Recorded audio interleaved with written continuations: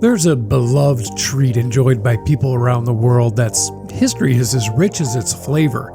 This is All Request History. If you've ever been curious about the history of, well, anything, you're in the right place.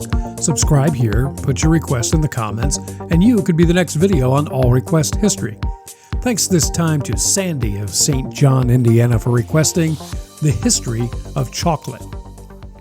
Close to 4,000 years ago in ancient Mesoamerica, which is modern-day Guatemala and Mexico region, the cacao plant would grow in abundance and is considered the birthplace of chocolate. This is where the Olmec culture learned to ferment, dry out, and roast the beans produced by the plant. Then they crushed it into a powder, brewed it to make a drink, and then used it as medicine. So oddly, hot chocolate was created before the chocolate bar. By the way, who was the first to bring the chocolate bar to the United States? Was it Nestle or Hershey? Well, the answer is coming up. In the 1400s in Central America, the Mayans considered this hot chocolate elixir the drink of the gods. They named it Chocalate, or bitter water. Choco meaning sour or bitter, and lat meaning water. At this time, Central America was home to many rainforests, and the cacao plant thrived in these climates, and the beans it produced became a very profitable commodity. The indigenous peoples, the Mayans and the Aztecs, they used the beans as a beverage, but also for currency and for trade. Some parts of the world considered the cacao plant brown gold because of its limited availability. In the 1500s, explorer Hernando Cortez was served a chocolate beverage in Nicaragua. He was so impressed that he went back home to Spain with an abundance of the plants and the equipment necessary to brew the drink in his native homeland. The Spanish learned to alter the recipe using sugar, vanilla, and cinnamon, and even tried to keep it a secret from the rest of the world. The Mayan Chocalate became more Anglican and was referred to as chocolate. In the 17th century, the commodity made its way to England, France, and other European countries. Still a rarity, though, the treat was reserved for royalty and only the rich and elite citizens. In the 1800s, the Dutch crushed cacao beans into powder. The British melted it down into a mixture and hardened it into a bar, and the Swiss would add milk to the mixture and discovered milk chocolate.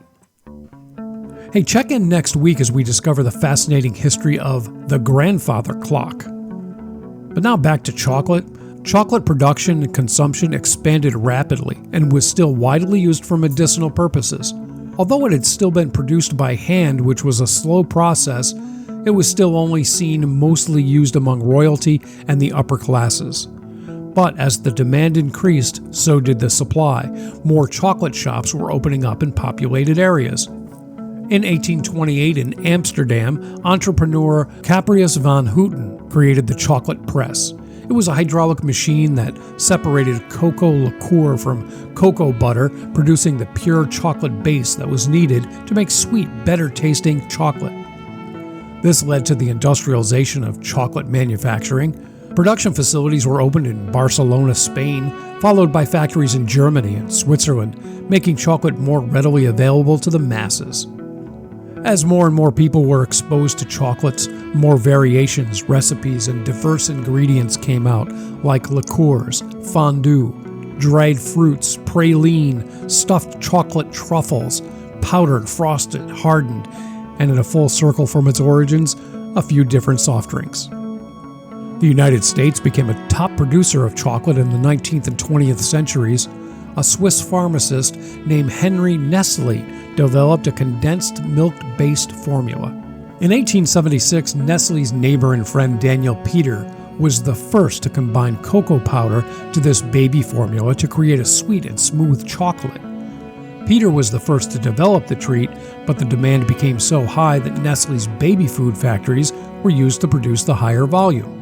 Henry Nestle marketed the treat under his own name. By the early 1900s, Nestle opened facilities in the U.S. and produced popular chocolate bars, but also the original baby formula, infant cereal, and a coffee product we still enjoy today, Nescafe. Nestle was producing his popular chocolate treat in Vevey, Switzerland prior to 1904.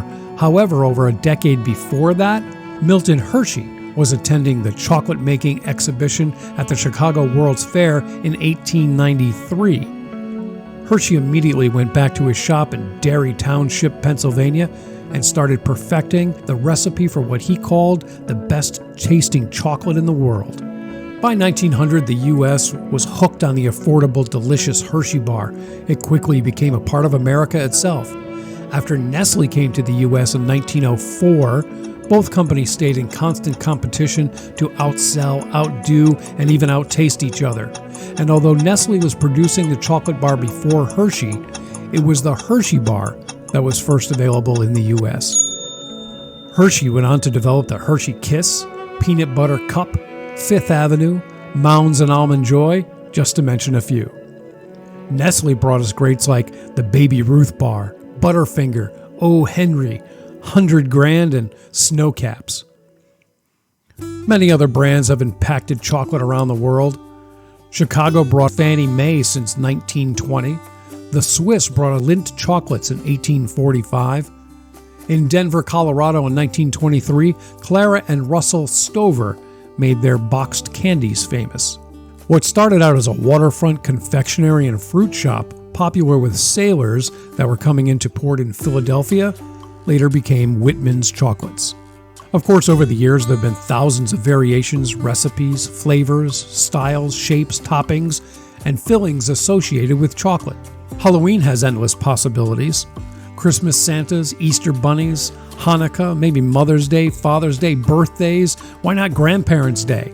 And in case you don't already celebrate it, U.S. National Chocolate Day is October 28th each year.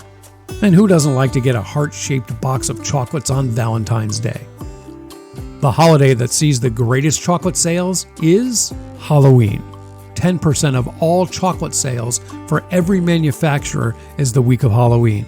And here's a fun tip: November 1st is the best day to buy chocolate because of all the after Halloween sales.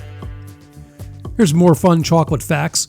The largest chocolate bar ever made was in 2011 in Derbyshire, England. At close to 13,000 pounds, this record-breaking chocolate bar was just a little over 13 feet by 13 feet and 1 foot thick. The most expensive chocolate in the world is created by Denmark immigrant Fritz Nipschel, whose baseball-sized truffle called La Mad Alain sells for $250 each or $2,600 per pound. He's in the Guinness's World Book of Records for the most expensive chocolate in the world. Realistically, let's just get a Snickers bar, which is the #1 selling candy in the US, and Hershey's sees $300 million in sales just from that bar. So obviously, more people are satisfied by Snickers than by a fancy truffle. Plus, the truffle's wrapper won't tell you what you're satisfying when you're hangry. The best tasting chocolate in the world is a topic that may never be solved by experts. The ratings of the best include Lind, Godiva, Ghirardelli, Whitaker's, Dove, Toblerone. Heck, even Russell Stover's made the list. Maybe we can be our own judge of chocolate. Why wait for a holiday? Stick your face in a big bag of it now. You can grab some at your next trip to the gas station or the grocery store. Or wait, who are we kidding? You have some in the cupboard right now, don't you?